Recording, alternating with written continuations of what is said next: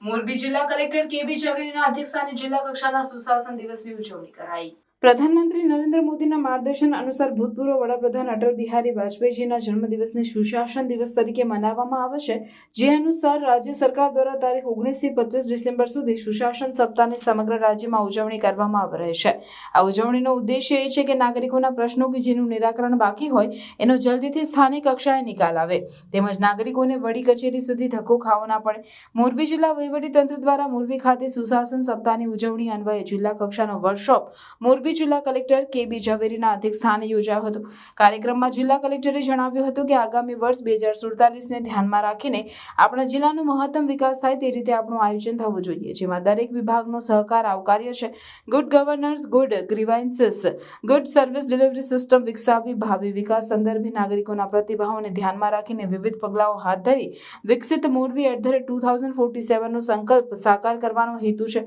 જિલ્લા કલેક્ટરે બેઠકમાં સંબંધિત અધિકારીઓને સૂચના આપી હતી કે સિરામિકની ફેક્ટરીવાળા વિસ્તારોમાં તાડપત્રી બંધાવી રો મટીરિયલ શેડમાં જ રાખવું અને વોટર સ્પ્રિંકલિંગ કરાવવું, જેથી વાતાવરણમાં ધૂળ અને રજકણ ઓછા ઉડે અને લોકોના આરોગ્ય પર ગંભીર અસર ન થાય।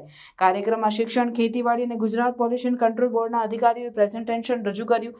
શિક્ષણ વિભાગની કામગીરી જોઈએ તો આ વર્ષે કુલ 10 નવી શાળાઓને મંજૂરી મળી, તેમજ નમો લક્ષ્મી યોજનામાં 20,842, નમો સરસ્વતી યોજનામાં 3,834, મુખ્યમંત્રી જ્ઞાન સાધના યોજનામાં 954 અને વિવિધ યોજનાઓમાં મળીને કુલ 83 લાભાર્થીઓ છે, તેમજ 3 શાળાઓનું બાંધકામ હાલમાં ચાલુ છે। છેલ્લા 3 વર્ષમાં મોરબી જિલ્લામાં એસએસસીમાં રાજ્ય કક્ષાએ દ્વિતીય કક્ષાએ, એચએસસી જનરલ સ્ટ્રીમમાં તૃતીય કક્ષાએ અને એચએસસી સાયન્સ સ્ટ્રીમમાં રાજ્ય કક્ષાએ પ્રથમ કક્ષાએ સ્થાન મેળવ્યું છે, જે મોરબી જિલ્લા માટે ગૌરવની વાત છે।